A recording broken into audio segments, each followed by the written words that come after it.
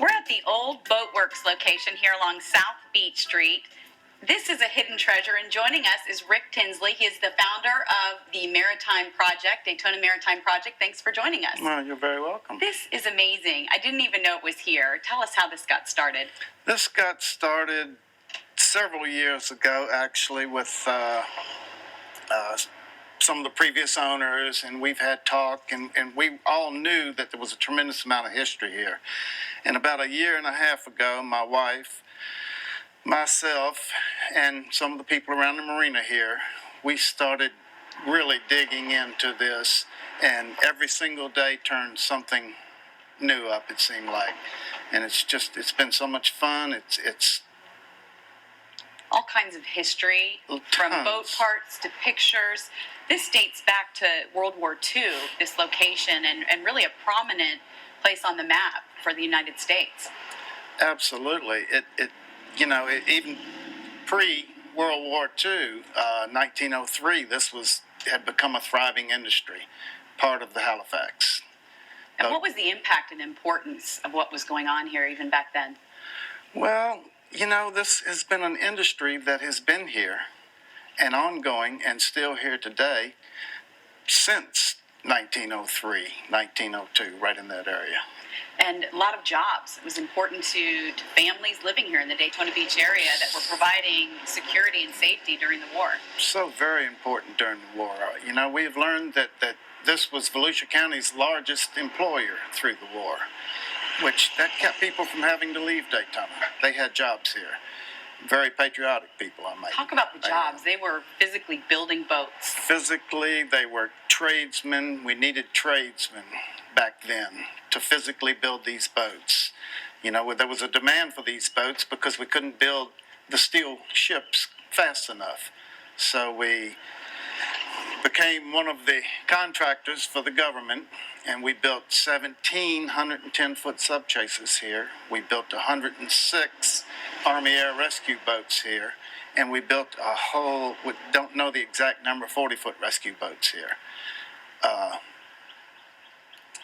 We converted a lot of private-owned boats for the wartime here. And post-war, we had to turn them back into luxury yachts that were used for the war. What really is the goal of this museum here? And I know it's constantly growing. Its growth has been phenomenal. We're in the process now of a 501c3, putting our nonprofit together. We want it to double, perhaps triple. We want a full-fledged museum, maritime museum here in Daytona. Not only to show what we have collected here and what we will collect from the Daytona is full of people tied into this marina right here, but we would also like to show preserved boats that have been built here. This is history in the making here. Talk about some of the collections you have and the pieces that people have donated. Well, some of the collections we have here, this is one of our, we love this piece right here. We cherish this piece right here.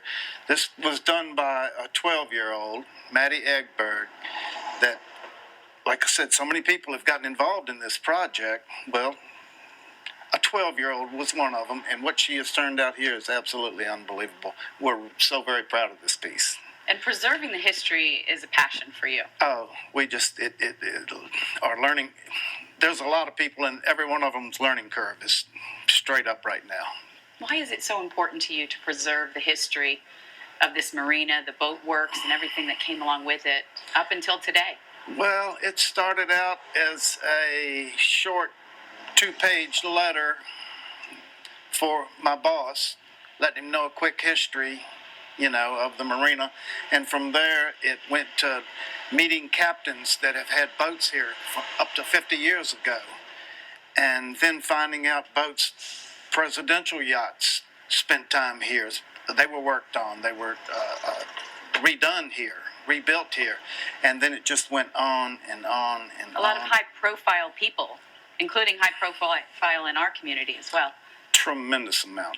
Talk about some of those people. There's some star power here. Well, we do have some star power here, and we're real proud of the fact that one of the sub-chasers that was launched in 1943, 110-foot sub-chaser, was christened by Mrs. Annie France. That would be wife of Bill France. Bill France was an employee here from 1941 till 1945. Annie worked at she kept the service station open, family business open during that time. He was, from what we understand, he was in charge of the pipe fitters, workers here. It was celebrated that this place was here. The townspeople were so patriotic, they would show up in droves to watch a christening and to be a part of the war effort. They were all giving to the war effort. And how vital was this port? This was extremely vital here. We were able to build the sub-chasers.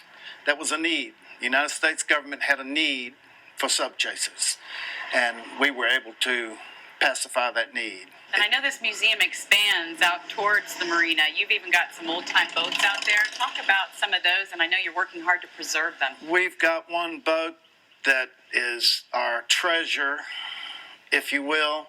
It's a 1930 McDonald workboat, towboat, built here, documented here by Cecil McDonald. That's son of Charles McDonald, and he was the marina owner from 1903 to 1937. We call her the Prowler. We pulled the Prowler out of the water. She's pretty old now, so we put her on land. We decided to go ahead and focus on preservation versus restoration only because of cost. And hopefully one day in our vision, the Prowler will be one of 3 or 4 boats built here and displayed here for people to see. And what is your hope for people that maybe don't know anything about maritime, or those that are veterans to the industry? You'd like to share this? Oh, absolutely. It's so rewarding when I have a boater come in and they'll park at our dock and they're going to be here 2 days. And all of a sudden, somebody comes up and goes, "Rick, will you show me the museum?" And they're not from here. They're from Falmouth, Mass. They're from Mystic Seaport. They're from Annapolis. And they're transients. They come in, they're spending a few days with us. And from there, it is absolute thrill to bring those people. Incredible history, an incredible museum. And can you share with us how people can find out more if they'd like to take a tour? DaytonaMaritimeProject.org.